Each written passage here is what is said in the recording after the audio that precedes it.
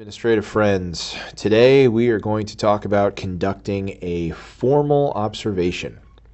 So for the purposes of this demonstration, I have myself set up as an administrator and I have Jeff Chong reporting under me.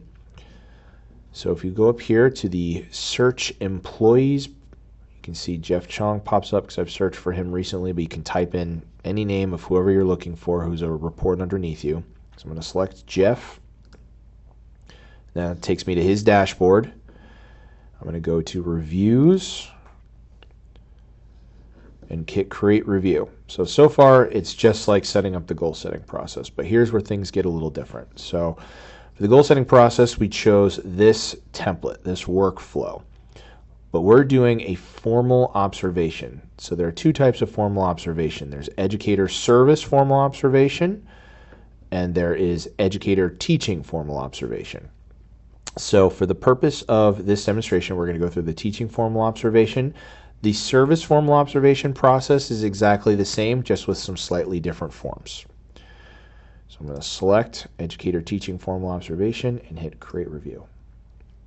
See, the review is of Jeff. Hit Next. Now, unlike the goal setting process, we have a lot of forms that have populated here. And we're not going to need all of these forms, but we're giving you the option of all of these forms. So let's go through what we need and what we don't need. What we need is this educator teaching pre-observation form. You can see the author is going to be Jeff, and I am the person who's going to sign off on this form. We scroll down, and now we have feedback domain 2A, feedback domain 2B, feedback domain 2C. Depending on the observation that you're doing, you only need one of these forms. Please keep in mind that once you select one of the three pre-observation feedback domains, 2A, 2B, or 2C, they will be authored by you, signed off on by you, but then sent to the teacher as feedback so that they can adjust any of their lesson planning accordingly before the observation occurs. So let's say for the purpose of this demonstration, I'm using 2A because I'm going to look at aligned instructional content. So I'm going to go to this X for 2B, and it says, are you sure you want to remove this form? Yep, I'm getting rid of it. Same with 2C. We only need one of the 2's. So now we've got it down to this 2. So now we scroll down, and we have feedback domain 1A, 1B, 1C, 3A, 3B, and 3C. Again, depending on what you're looking at and what you're going to observe, you only need one of these 6 forms. So let's again say for the purpose of this demonstration, I'm looking to give feedback on the positive learning environment, which means I'm going to get rid of all of the rest of these. So get rid of 1B and 1C, 3A, 3B, and 3C. And that leaves us with the post-observation reflection. So that's going to be authored by Jeff, signed off on by both of us, and then the post-observation conference feedback form, which is authored by you, signed off on by you, and by Jeff. So after you've narrowed down every single form, you should have 5 left. And you can see the 5 that we have left over here. So it says forms. We have the pre-observation form. We have feedback domain 2A, we have feedback domain 1A, and then we have the 2 post forms. So that's how you can check to make sure you have everything that you need. Please note that 5 forms is the minimum you need for a formal observation process. That does not preclude you from choosing additional domains for observations. The goal here is for you to be deliberate in what you're going in to view when you're seeing a teacher in action. But if you want to choose additional domains for feedback, you're not precluded from doing that. Only delete the forms from this process that you're not planning to use. But 5 is the minimum. So after that, we're going to go ahead and hit Start Review. All right, great. So we've launched the review. We're going to hit the Go Rams in the top left corner to take us back to our dashboard. Go to Reviews. All right, and so now you can see these are the 5 forms that we just launched with Jeff that are all part of the formal observation process. So let's go through each one and look at its status. The educator pre-observation form. Well, it makes sense. The status for this is awaiting submission by Jeff. That all starts with the person that you're observing. Feedback domain 2A, fill out the form. That's you. Same with feedback domain 1A. Fill out the form. That is you as well. Now the post-observation forms, obviously, you don't do anything with until after the observation has already occurred. But the reflection starts with Jeff. The conference feedback form starts with you. So now let's take a quick look into some of these forms so that you know what it is that you're responsible for filling out. All right, so let's start with feedback domain 2A. Go ahead and open this form.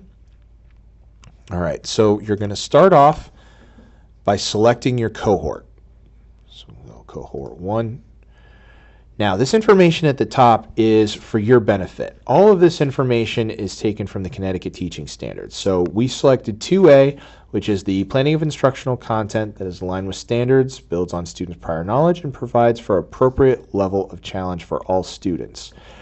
Everything that's listed underneath are different attributes as of part of this indicator, and the information that follows each one of these attributes.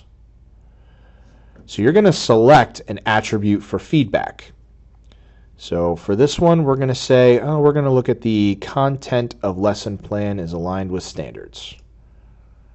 We scroll down and we type in our areas of strength based on that attribute. For the purpose of this, I'm just going to hit test.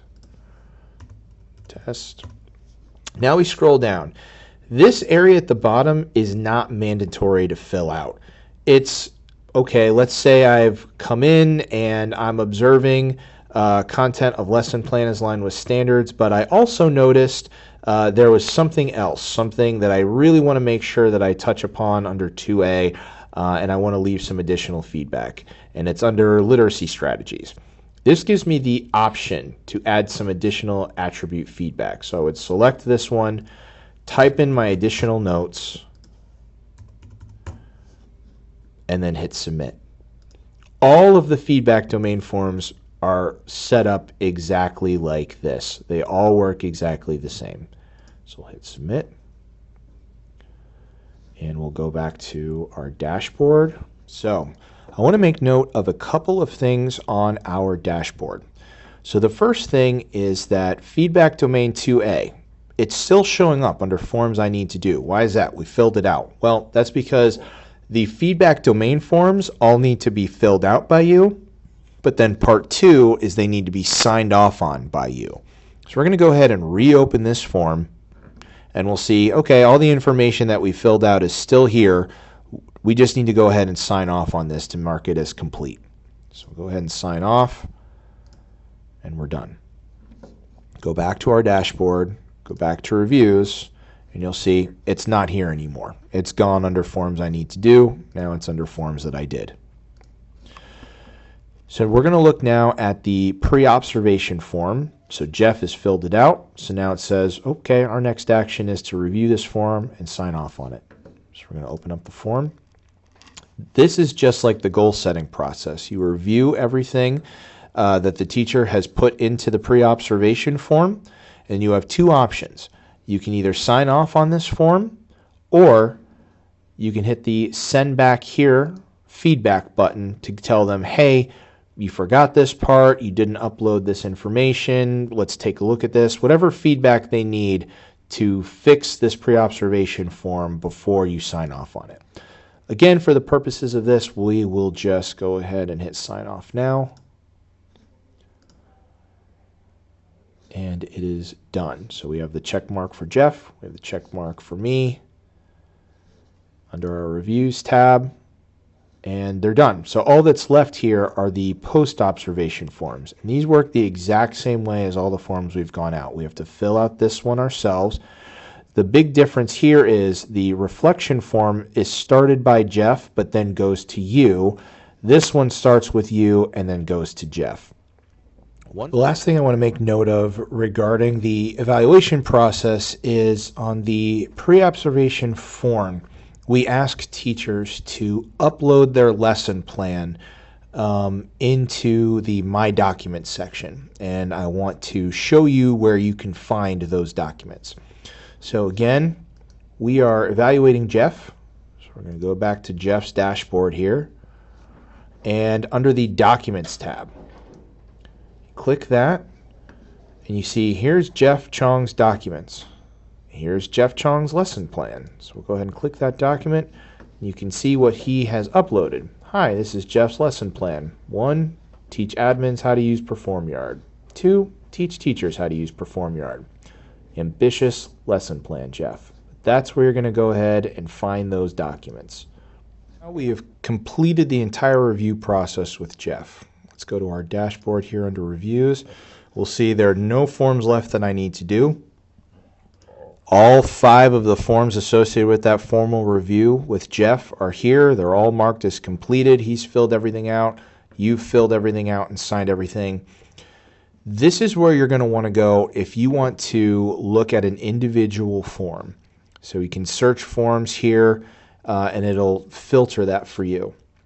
But let's just say I want to look at everything related to this review all at once.